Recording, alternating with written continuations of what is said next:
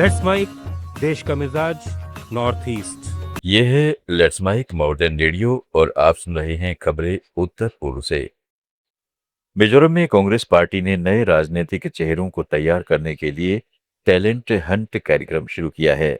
इस पहल के तहत युवा प्रवक्ताओं, रिसर्च कोऑर्डिनेटर्स और पब्लिसिटी कोऑर्डिनेटर्स को चुनित कर प्रशिक्षित किया जाएगा।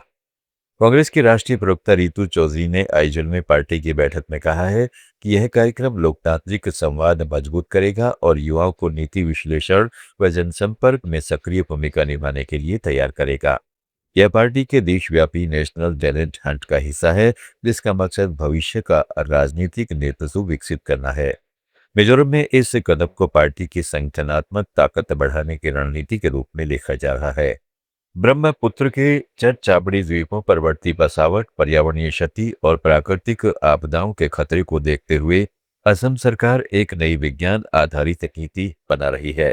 ब्रह्मपुत्र बोर्ड और Indian national trust for art and cultural heritage intake द्वारा तैयार इस मसौदे में बस्तियों के विस्तार पर रोक, पूरी तरह जैविक खेती, सख्त नियमों के साथ कम प्रभाव वाला इको टूरिज्म और वनों की कटाई पर पूर्ण प्रतिबंध जैसे प्रस्ताव हैं। राज्य में 971 द्वीप हैं, जहां 27 लाख लोग रहते हैं। मुख्य सचिव रवि कोटा के अनुसार इन द्वीपों को संरक्षित रखने से नदी का रुख भिजते रहेगा। बाजुली जैसे सांस्कृतिक स्थलों के लिए विशेष मास्टर प्लान बनाया जाएगा। नीति का मसौदा कई विभागों को भेज दिया गया है। यह कदम द्वीपों के नाजुक पारिस्थितिकी तंत्र और वहां रहने वाले लोगों की सुरक्षा मजबूत करेगा। त्रिपुरा में टिपरा मोथा के नेतृत्व वाली आदिवासी परिषद TTAADC में 200 से ज्यादा कथित बिना प्रक्रिया वाली नौकरियों पर विवाद जारी है। चुनाव से पहले दी गई इन नियुक्तियों को रद्द करने का अभी कोई आधिकारिक फैसला नहीं हुआ है और कई उम्मीदवार ज्वाइनिंग रिपोर्ट जमा कर चुके हैं। विपक्षी दलों और भाजपा ने इसकी कड़ी आलोचना की है। दूसरी ओर त्रिपुरा हाईकोर्ट में joint recruitment board of Tripura की ग्रुप सी और ग्रुप टी भर्तियों में दिव्यांग आरक्षण के गलत इस्तेमाल पर सख्ती दिखाई है। अदालत ने 4 महीने के अंदर मेरिट के आधार पर नई सूची बनाने का आदेश दिया है, ताकि योग्य उम्मीदवारों का हक मिल सके। ये दोनों मामले पारदर्शी भर्ती प्रक्रिया पर सवाल उठा रहे हैं। Meghalaya board of school education 4 मई को सुबह 11 बजे higher secondary school leaving certificate यानी 10वीं की परीक्षा के नतीजे घोषित करेगा। आर्ट्स, साइंस, कॉमर्स और वोकेशनली सभी स्ट्रीम के नतीजे बोर्ड की आधिकारिक वेबसाइट पर उपलब्ध होंगे। बोर्ड ने कहा है कि नतीजे ऑफिसों में फिजिकल रूप से नहीं लगाए जाएंगे, इसलिए छात्रों को ऑनलाइन चेक करने की सलाह दी गई है। पास प्रतिशत और स्कूलों के प्रदर्शन के आंकड़े भी बाद में जारी किए जाएंगे। छात्र रोल नंबर डालकर आसानी से अपना रिजल्ट देख सकेंगे। अरुणाचल प्रदेश के शिक्षा विभाग ने 9 प्राइमरी टीचर और 4 मल्टीटास्किंग स्टाफ की सेवाएं समाप्त कर दी है। इनकी नियुक्ति कथित तौर पर जाली दस्तावेजों के आधार पर हुई थी।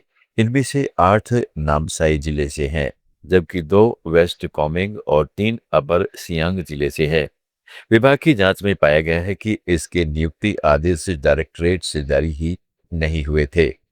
शोकाज नोटिस का जवाब संतोषजनक नहीं मिलने पर यह कार्रवाई की गई। अब संबंधित डिप्टी डायरेक्टरों को इनके खिलाफ FIR दर्ज करने और मिले वेतन की वसूली के निर्देश दिए गए हैं। नागालैंड के उप मुख्यमंत्री यानथुंगो पैटन ने चेतावनी दी है कि अगर नगा समाज में बढ़ती फूट पर अंकुश नहीं लगाया गया तो लंबे समय से लंबित नगा राजनीतिक मुद्दे का समाधान और टूट चला जाएगा। मकोंगचुक जिले के चूचू यिमलांग में एक समारोह में उन्होंने कहा है कि विधानसभा के सभी 60 विधायक राजनीतिक मुद्दे पर एकजुट हैं, लेकिन आदिवासी संगठन और समुदाय अभी भी एकता नहीं दिखा पा रहे हैं। उन्होंने भूमिगत गुटों की बढ़ती संख्या पर भी सवाल उठाया और कहा है कि जब तक वे एक नहीं होंगे, लोगों को उन्हें टैक्स नहीं देना चाहिए। पैटर्न ने साफ चुनाव की मांग पर भी सवाल उठाते हुए समुदाय से चुनावी हिंसा रोकने की अपील की।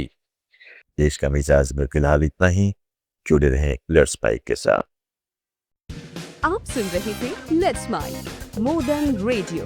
फॉलो कीजिए हमें हमारे सोशल मीडिया प्लेटफॉर्म्स पर। It's time for news. It's time for Modern Radio. Presenting the first